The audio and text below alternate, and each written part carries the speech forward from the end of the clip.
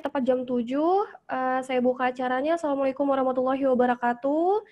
Selamat pagi, salam sejahtera, salam sehat untuk kita semuanya.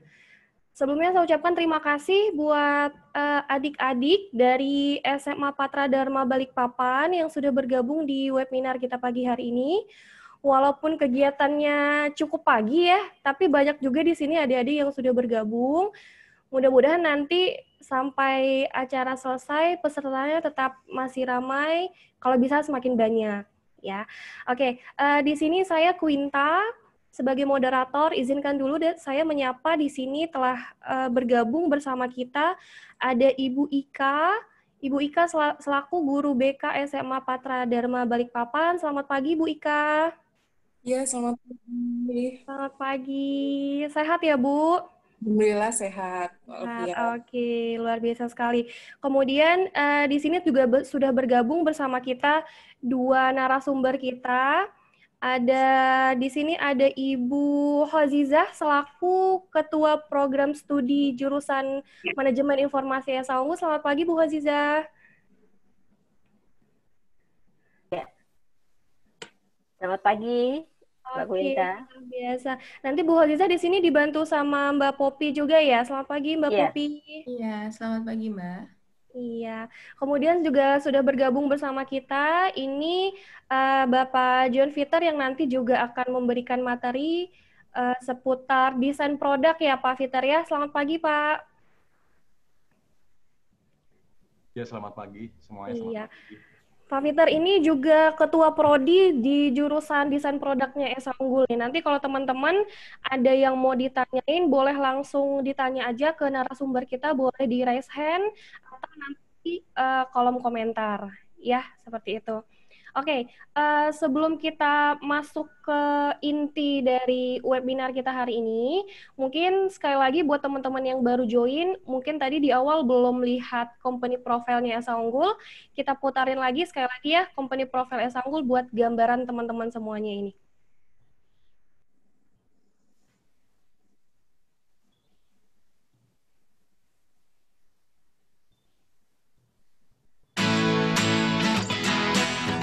Berdiri sejak tahun 1993, Universitas Esa Unggul telah menjadi salah satu kampus swasta terbaik di Indonesia.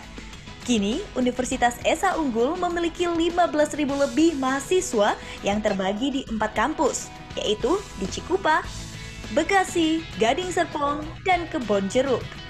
Sebagai kampus utama, Universitas Esa Unggul Kebonjeruk memiliki 10 fakultas, yaitu Fakultas Ekonomi, Fakultas Ilmu-Ilmu Kesehatan, Fakultas Teknik, Fakultas Ilmu Komunikasi, Fakultas Ilmu Komputer, Fakultas Fisioterapi, Fakultas Psikologi, Fakultas Desain dan Industri Kreatif, Fakultas Keguruan dan Ilmu Pendidikan, dan Fakultas Hukum.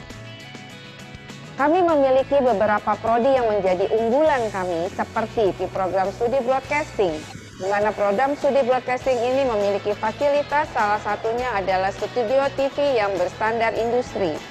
Karena kami dikelilingi oleh studio TV swasta, maka broadcasting ini merupakan salah satu pilihan program studi yang sangat tepat bagi Anda yang ingin terjun di bidang broadcasting. Kemudian kami juga memiliki Fakultas Fisioterapi, dan Fakultas Fisioterapi ini merupakan salah satu andalan dan unggulan dari kami. Karena kamilah merupakan pelopor untuk fisioterapi D4 di Indonesia. Universitas Esa Unggul juga memiliki sarana dan prasarana yang mampu menunjang proses belajar mengajar seperti laboratorium yang dilengkapi dengan perangkat terbaru,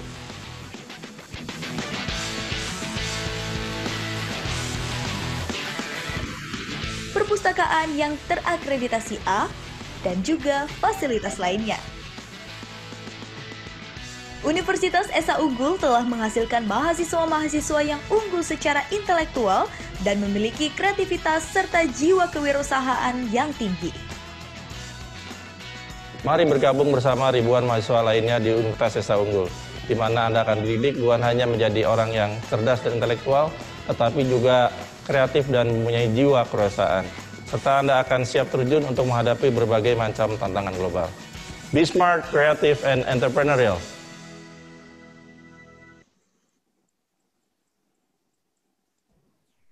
Oke, jadi itu sedikit gambaran buat adik-adik dari SMA Patra Dharma Balikpapan yang mungkin belum tahu seputar ESA Unggul. Tadi kita udah putarkan company profile-nya. Nanti kalau misalkan masih ada waktu di akhir sesi, nanti kita boleh tanya jawab seputar universitas, ya. Oke, langsung saja karena keterbatasan waktu, ini kita cuma punya waktu sekitar 30 menit di webinar kita hari ini. Sesuai dengan tema dari webinar kita hari ini, kita akan mengadakan sosialisasi online, di mana hari ini kita akan mengenal lebih dalam, kita akan mengulik jurusan yang ada di ESA Unggul. Lebih khususnya itu ada 2 program studi yang di-request sesuai dengan permintaan sekolah, jurusan Manajemen Informasi Kesehatan dan Desain Produk, di mana dua-duanya jurusan ini adalah jurusan unggulnya di ESA Unggul, yang peminatnya cukup banyak nih di adik-adik se-Indonesia yang daftar gitu. Jadi nanti kalau misalkan setelah pemateri memberikan materinya, adik-adik SMA Patra Dharma, kalau misalkan ada yang mau bertanya, boleh langsung di raise hand atau nanti boleh disampaikan di kolom komentar. Oke, kita langsung saja nih. Mungkin kita ke Bu Hozizah dulu ya, setelah itu baru ke Pak Fitar ya Pak ya. Oke, siap. Bu Hozizah. Iya, nanti boleh Bu Hozizah langsung atau ke Mbak Popi boleh. Kurang lebih 10 menit ya Bu ya waktunya. Oke. Silakan Ibu. Ya, makasih Mbak Quinta. Selamat pagi semuanya. Selamat pagi. Selamat pagi. Ya, Ibu, salam kenal dari Jakarta, Bu, ya, pada adik-adik semuanya dari SMA Patra Dharma ya, senang bisa ketemu dengan adik-adik semuanya. Kami dalam hal ini dari program studi Manajemen Informasi Kesehatan yang merupakan itu jenjang lanjut dari program studi D3 rekam medis, gitu ya. Jadi nanti dalam hal ini adik-adik bisa tahu tentang apa itu rekam medis, apa itu Manajemen Informasi Kesehatan. Nah, mungkin saya tidak banyak, tapi yang jelas pada intinya nanti ada mahasiswa kami yang akan sharing tentang apa itu program studi Manajemen Informasi Kesehatan, yaitu Mbak Popi. Ya, jadi silakan Mbak Popi sampaikan apa pengalaman Anda sebagai mahasiswa di program studi Manajemen Informasi Kesehatan. Silakan. Ya, baik. Terima kasih, Bu. Ya, selamat pagi semuanya. Ya, ada adik siswa. Ya, di sini saya akan sharing terkait dengan apa sih jurusan atau program studi Manajemen Informasi Kesehatan itu sendiri.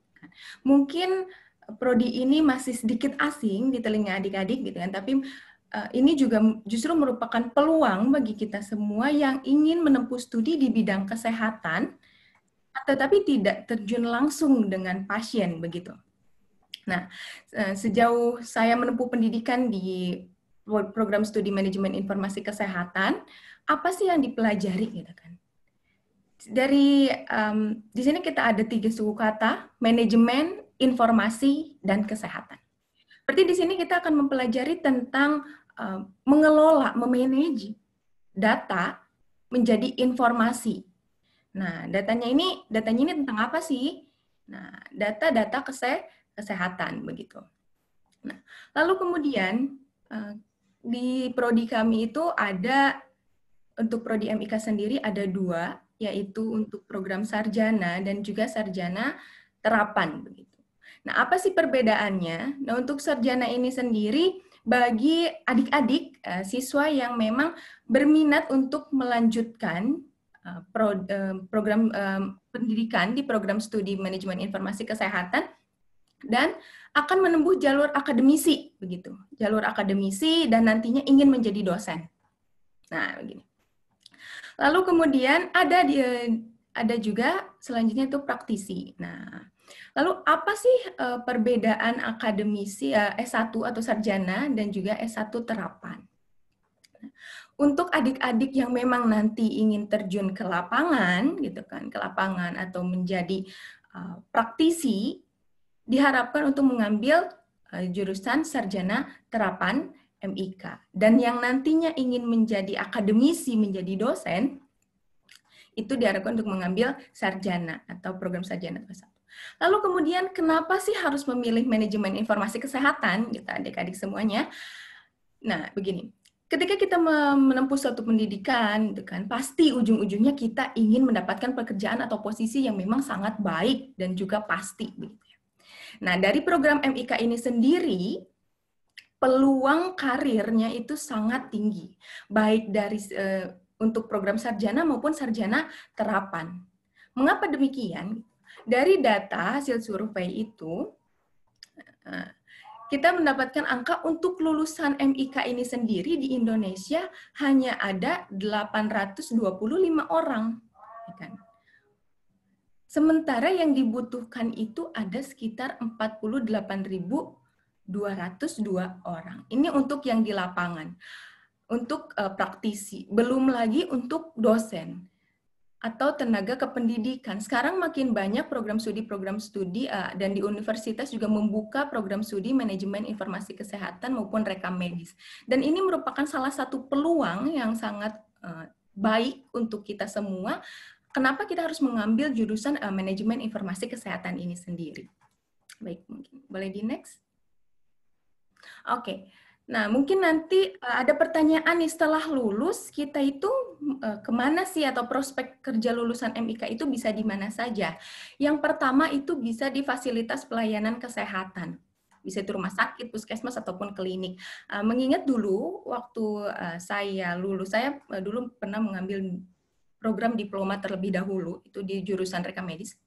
Nah, setelah lulus itu tidak lama sebelum saya yudisium pun sudah banyak tempat kerja atau fasilitas pelayanan kesehatan yang sudah menarik gitu, meminta untuk bekerja. Dan memang sebelum yudisium pun saya sudah bekerja di rumah sakit gitu. Dan kemudian saat itu setelah lulus saya mendapatkan tempat bekerja yang cukup baik gitu kan di salah satu rumah sakit swasta internasional yang sangat terkenal gitu kan di Indonesia.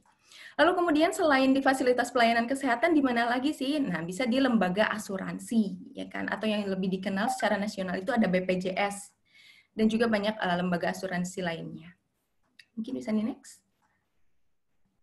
Nah, selain itu juga bisa di Kementerian Kesehatan, karena kita memang berkaitan dengan data, pengelolaan informasi, ya kan? Nanti kita juga belajar tentang IT sistem dan bagaimana visualisasi mengenai suatu informasi kesehatan. Nah, seperti mungkin yang saat ini sedang marak ya, sedang in gitu kan, sedang in itu ada proses pembuatan mapping di saat pandemi COVID ini, mapping di mana kita bisa melihat wilayah mana yang terkena COVID, berapa jumlahnya. Nah, di jurusan ini pun nanti kita akan pelajari begitu. Kita akan pelajari dan adik-adik akan bisa membuat visualisasi dari data-data kesehatan tersebut. Nah, di samping itu karena kita juga mempelajari terkait dengan teknologi dan juga update terkait sistem terkini, nah, adik-adik juga nanti setelah lulus bisa bekerja di developer ataupun perusahaan IT begitu. Nah, dan juga untuk akademisi tentunya yang melanjutkan sekolah lagi nanti ke jenjang S2 itu bisa sangat mungkin karena memang kita masih membutuhkan banyak sekali resources, human resources atau sumber daya manusia untuk tenaga kependidikan, khususnya dosen, itu akan menjadi peluang yang sangat tinggi untuk adik-adik. Di samping tadi ya, kebutuhan praktisi masih sekitar 48.000 orang, dan tenaga pendidik juga masih sangat banyak gitu dibutuhkan untuk program studi ini. Nah, lalu kalau misalnya ada muncul pertanyaan, setelah lulus mau lanjut kemana? Nah, kebetulan di program studi kami juga kami sudah ada MOU dengan University of Pittsburgh di Amerika, USA, dan nanti adik-adik yang berminat dan untuk melanjutkan bisa menempuh pendidikan lebih lanjut di University of Pittsburgh di Amerika, karena sudah ada MOU, itu bisa mempermudah adik-adik untuk melanjutkan atau menempuh pendidikan seperti itu. Baik. Nah, bisa di next. Nah, oke, pengalaman saya sendiri. Nah, tadi kan saya sudah bercerita ketika lulus banyak sekali perusahaan fasilitas pelayanan kesehatan yang memang langsung menarik gitu kan, menarik untuk bekerja gitu kan, menarik atau meminta lulusan-lulusan manajemen informasi kesehatan untuk bekerja di Fasiankes gitu kan. Nah, selain itu, selama menjadi mahasiswa, apa saja sih? Apakah mahasiswa kesehatan itu memiliki keterbatasan? Tentu saja tidak. Ini salah satu, boleh di back sebentar. Nah, ini salah satu pengalaman saya waktu itu tahun 2018 pernah join di Model United Nations. Ini tepatnya di Seoul, di South Korea. Nah, jadi apapun majornya, apapun program studinya, termasuk manajemen informasi kesehatan, kita sudah tahu bagaimana memanage, kita sudah tahu bagaimana menyusun, kita sudah tahu bagaimana cara mengelola, dan itu bisa di-apply dalam hal apapun. Jadi ketika kita bisa mengelola, mengontrol, dan aktif, serta tanggap, kita bisa mengikuti apapun. Begitu.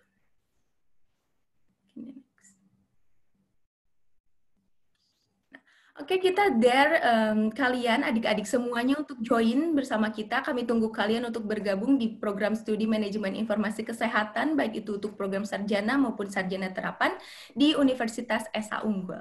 Terima kasih. Oke, baik. Terima kasih Mbak Popi atas pencerahannya begitu ya tentang jurusan MIK. Nanti mungkin kita buka sesi tanya jawabnya di belakang aja ya setelah pemaparan dari Pak Peter, nanti baru kita kumpulkan semua pertanyaannya seperti itu. Kita langsung lanjut aja nih ke Pak Peter. Silakan Pak Peter. Ya, terima kasih atas waktunya. Salam buat kita semua. Selamat pagi. Saya akan menjelaskan dari prodi desain produk ya. Sebenarnya definisi yang paling mendasar itu apa sih desain produk gitu ya. Pada dasarnya itu desain produk sebenarnya apapun yang kita pakai atau yang kita gunakan gitu ya. Seperti mulai dari topi, kacamata, jam tangan, sepatu, baju, bahkan transportasi, gadget, handphone, anything ya. Jadi apapun produk yang bisa kita pakai atau kita lihat dan kita nikmati itu adalah base-nya desain produk. Jadi peluangnya sebegitu besar dan segitu luas garapannya, kurang lebih seperti itu. Jadi kalau nanya desain produk itu apa, sebenarnya produknya itu ya apapun yang kita pakai gitu ya. Jadi potensinya begitu luas gitu ya. Dan apalagi ngomongin industrinya juga semakin banyak dan sekarang banyak sekali produk-produk yang semakin berinovatif ya. Jadi setiap minggu, setiap bulan udah ada keluaran yang baru gitu. Contoh kita beli handphone misalnya, udah ngerasa bulan ini yang paling baru. Tahu-tahu bulan depannya lagi udah keluar produk yang paling baru. Nah itu kurang lebih adalah strategi pekerjaan dari lahan sebuah desain produk seperti itu. Ya, mungkin saya bisa share ya sebentar ya. Ya, terima kasih.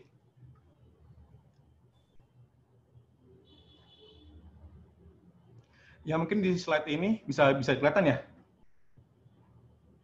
Bisa, Pak, bisa. Sudah kelihatan ya? Oke. Kelihatan.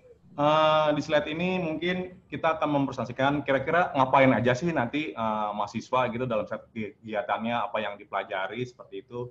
Nah ini ada namanya sketching, namanya juga kita mendesain, berarti kita menggambar, kurang lebih seperti itu. Nah bagaimana Pak dengan kalau kita nggak bisa gambar? Jadi kalian nggak usah khawatir karena kita punya SDM, para dosen yang expert di bidangnya ya. Jadi kalian nggak usah khawatir. Gimana cara gambarnya? Gimana cara expose-nya?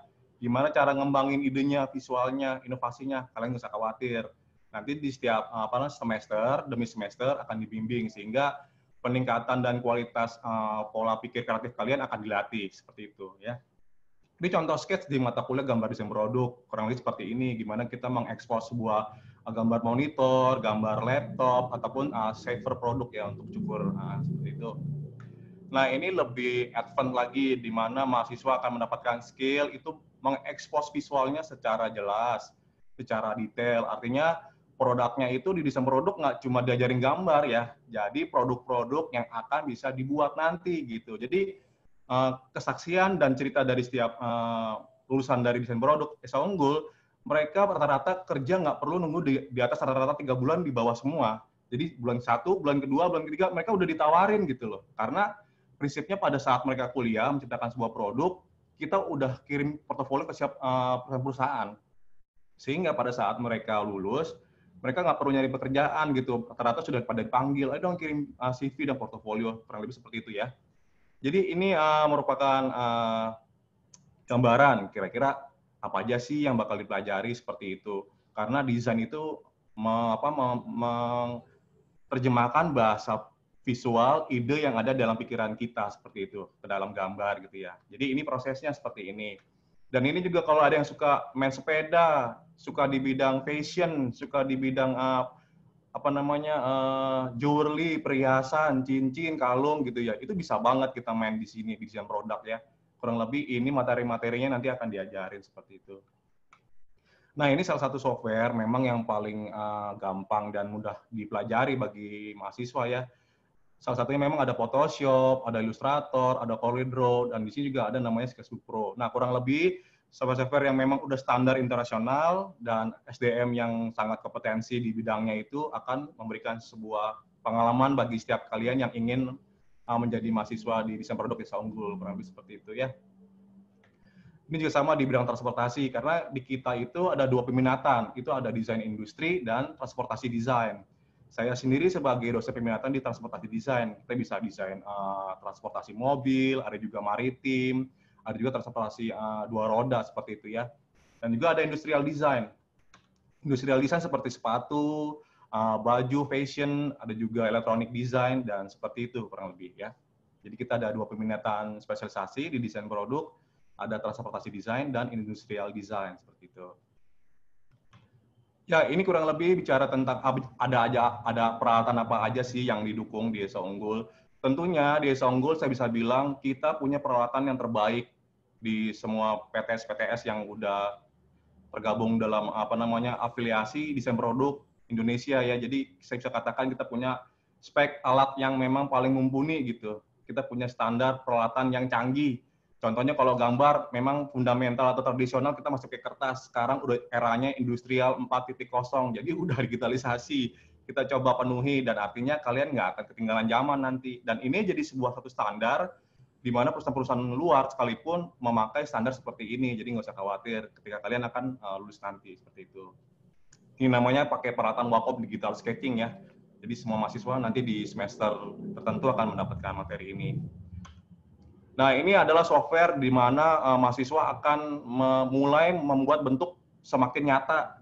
Tapi di sini proses namanya 3D model, di mana dari gambar tadi, gambar yang kalian gambar gitu ya, mulai diwujudkan dalam bentuk 3D visual seperti ini. Dan ini udah mulai real. Jadi produk yang dibuat ini bukan sekedar hanya imajinasi atau ide kalian, tapi lebih mengarah bagaimana kesempatan produk yang bagus ini, yang baik ini, bisa diciptakan nantinya, kurang lebih seperti itu. Jadi ini keren banget ya, yang suka model-model 3D, animasi, kita akan berikan pengetahuan dan skills-nya di sini.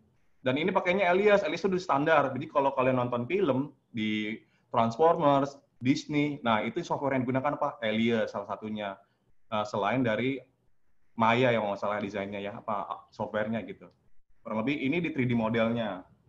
Setelah itu masuk ke final render. Nah, ini adalah proses yang kalian juga dapati di mana gambar itu semakin real. Jadi ini produknya udah dibikin belum? Belum. Ini semua masih visual. Jadi proses tadi 3D diolah, dirender menjadi produk visual 3D yang lebih real. Jadi klien, customer, perusahaan jadi gambaran. Oh, kalau produknya jadi semakin real, kayak gini ya kira-kira jadinya. Kurang lebih seperti itu ya. Jadi ini bisa dipakai di proses perfilman, di animasi, iklan, dan lain sebagainya ya, seperti itu. Jadi ini final render 3D. Setelah dibikin 3D tadi, kita nggak mungkin stop sampai di situ, karena kita desain produk harus menghasilkan sebuah produk. Nah, kita punya alat-alat ini, di mana 3D ini diciptakan untuk merealisasikan secara cepat konsep-konsep desain yang kita buat jadi produk yang benar-benar nyata gitu. Jadi ini langsung dicetak gitu ya. Jadi mesin ini langsung dicetak. Nah, ini merupakan suatu kelebihan-kelebihan di mana desain produk Esa Unggul benar-benar berkomitmen mendidik dan menciptakan lulusan yang mampu bersaing di dunia global seperti itu. Jadi kurang lebih adalah kegiatan kalau lagi santai kita punya working space. Jadi kalau ketika kita lagi di luar kelas kita bisa diskusi, ada ruang lab-nya, kita bisa konsultasi kira-kira bagaimana Pak menghadapi suatu permasalahan di. Pak Peter, mohon maaf nih Pak, waktunya 1 menit lagi boleh ya Pak ya? Lagi, oke. Oke, ini kurang lebih hasil karya dari segisan saya gitu ya. Jadi bisa produk juga nggak cuma based on industri, tapi bisa mandiri, bisa bikin produk di rumah, itu paling penting. Jadi kita nggak cuma kerja di luar, tapi kita bisa bikin produk. Ini produk, waktu itu saya senang mobil balap di game simulator. Jadi produknya ini saya bikin sendiri, dan kalian pun bisa gitu ya. Mungkin yang terakhir saya bisa kasih play video sebentar ya. Oke. 1 menit ya, cukup ya Pak ya? Oke. Ya. Kurang lebih ini proses sketching di kelas, jadi aktivitas di kelasnya.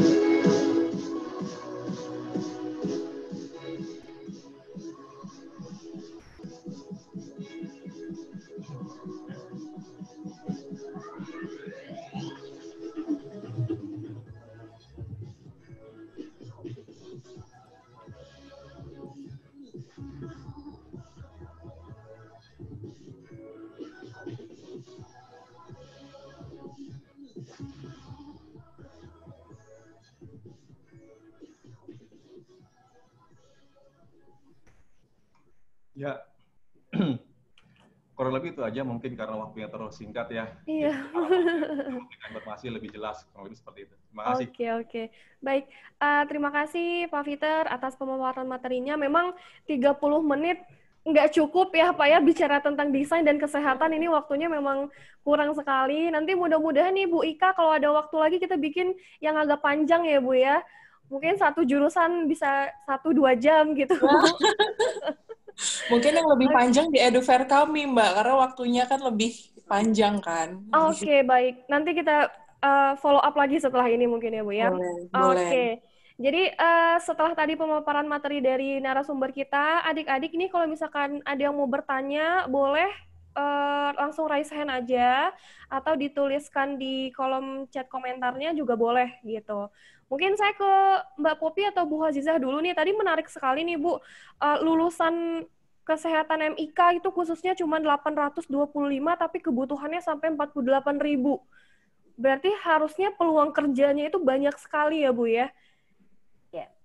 Ya, benar sekali Mbak Quinta. Jadi memang selama ini banyak beberapa instansi itu yang memang dia belum ada lulusan dari sarjana terapan atau S1 MIK. Kenapa? Karena memang ini adalah program studi yang baru di Indonesia ya. Khususnya yang S1 itu memang baru gitu ya. Kalau sarjana terapan itu di Indonesia itu sekitar ada 8 ya, se-Indonesia. Nah, itu yang mungkin menjadi kelangkaan karena baru booming itu sekitar 3 tahun yang lalu lah adanya program studi ini. Ya, jadi mungkin adik-adik yang memang masih kebingungan apa yang menjadi pilihan untuk melanjutkan ke jenjang lebih lanjut, monggo silakan. Kalau mau di kesehatan, kami siap membantu Anda untuk meraih prestasi Anda atau masa depan Anda. Baik, terima kasih Bu Hoziza atas pemaparan materinya. Mungkin sedikit saya mewakilkan pertanyaan adik-adik nih Pak Peter. Biasanya yang paling sering ditanyakan, Kak, kalau pengen kuliah desain kita harus bisa menggambar nggak sih Kak? Gitu. Pengen desain tapi nggak bisa gambar biasanya. Gitu gimana tuh Pak? Ya, pada dasarnya memang kita bicara tentang visual ya. Artinya bagaimana kita memvisualkan apa yang ada dalam pikiran kita, ide kita. Itu tinggi, itu memang paling sulit. Tapi ini dibuktikan dengan saya sendiri. Saya nggak punya background gambar ya sama sekali. Dulu kalau gambar mobil itu cuma kotak-kotak itu ban gitu aja. Jadi itu doang yang saya bisa. Tapi nyatanya saya bisa gitu. Saya yakin dari setiap juga mahasiswa lulusan itu memang mereka selalu bercerita. Saya nggak nyangka atas apa yang saya pernah pelajari di sini. Artinya gini, itu akan terjadi sama dengan kalian gitu. Jadi kalian nggak usah khawatir kalau menurut saya seperti itu. Pasti bisa. Karena materinya yang bisa ditawarkan sangat mudah sih, jadi kalian pasti bisa. Gitu. Nggak usah khawatir. Oke, luar biasa sekali. Baik, ini mungkin apa ya? Seperti yang saya sampaikan di awal tadi, kalau bicara desain itu sebenarnya mungkin adik-adik di sini pengen banyak yang bertanya, tapi karena keterbatasan waktu kita, jadi agak sedikit dimepet-mepetin gitu ya, Bapak Ibu. Iya, mohon maaf. Mungkin nanti bisa berikan CP-nya, jadi anak-anak bisa langsung tanya ya. Boleh, nanti kita sampaikan di kolom komentar, nanti boleh adik-adiknya hubungin kakak-kakak marketing dari ESA Unggul. Gitu. Nanti kalau mau nanya-nanya seputar jurusan lagi atau yang lainnya. Ini pertanyaan Ibu juga mungkin nanti kita follow up by WhatsApp aja ya, Bu ya? Boleh. Karena Follow waktunya WhatsApp memang aja. mepet Iya, ya, Mbak ya. betul. Iya. Iya, baik. Oke. Baik, saya terima kasih banyak untuk informasinya. Ini sangat bermanfaat sekali bagi kami, khususnya siswa-siswi, yang mana informasi tadi menjadi referensi untuk memilih program pendidikan di jenjang selanjutnya. Iya, oke. Saya. Baik, terima kasih Bu Ika atas waktu yang telah diberikan untuk kita. Terima kasih juga untuk narasumber kita, Bu Hoziza, Mbak Popi, Pak Fiter. Terima kasih. Terima kasih. Sudah pagi-pagi, sudah memberikan ilmu pencerahan kepada kita Sama-sama semua. Mbak Quinta. Bu Ika, salam kenal Iya, kami salam di kenal Esa Ibu. Unggul. Salam kenal dan salam sehat untuk Iya, semuanya. untuk kita semua salam sehat ya Indonesia. Oke, luar biasa. Iya. Mungkin sebelum kita tutup, kita mau dokumentasi dulu ya. Mungkin adik-adik yang lain, kameranya boleh dibuka dulu sebentar. Kita mau dokumentasi dulu nih. Adik-adik yang lain boleh dibuka dulu kameranya. Kita mau dokumentasi dulu. Ya.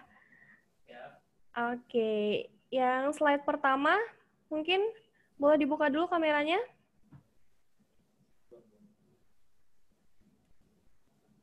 Oke. Selanjutnya slide kedua, boleh dibuka kameranya dulu. Oke. Slide ketiga. Kemudian slide keempat. Slide kelima. Dan yang terakhir slide ke-6. Ini luar biasa nih, hampir menuju 200 begitu ya, adik-adik yang berkunjung ke webinar kita hari ini. Seperti yang disampaikan Ibu Ika tadi, mudah-mudahan nanti Esa Unggul bisa ikut lagi di webinarnya SMA Patra Dharma yang waktunya lebih panjang ya Bu ya? Iya, di EduFair kami. Oke, baik. Terima kasih Ibu Ya, terima atas kasih. kesempatannya. Ya. Mudah-mudahan nanti kalau keadaan sudah membaik, Esa Unggul bisa langsung main ke situ ya Bu ya? Iya. Iya, amin Baik. Mbak. Iya, kami terbuka sekali nanti kalau pihak Esa Unggul. Baik, adik-adik yang sudah join jangan lupa nanti diisi di link komentar, itu udah ada link buat e-sertifikat. Jadi nanti diisi linknya, setelah itu nanti akan langsung dapat e-sertifikat buat yang sudah join hari ini. Oke, terima kasih Bu Hoziza, Mbak Popi, Pak Fiter, Bu Ika, terima kasih sudah bergabung. Terima kasih juga untuk adik-adik SMA Patra yang sudah bergabung hari ini, sudah bangun pagi-pagi untuk mendapatkan ilmu baru dari Esa Unggul. Oke, baik. Terima kasih ya Ibu. Kalau mohon maaf saya kalau misalkan ada salah-salah kata. Sampai bertemu di lain kesempatan. Iya. Assalamualaikum warahmatullahi wabarakatuh. Terima kasih. Waalaikumsalam warahmatullahi wabarakatuh.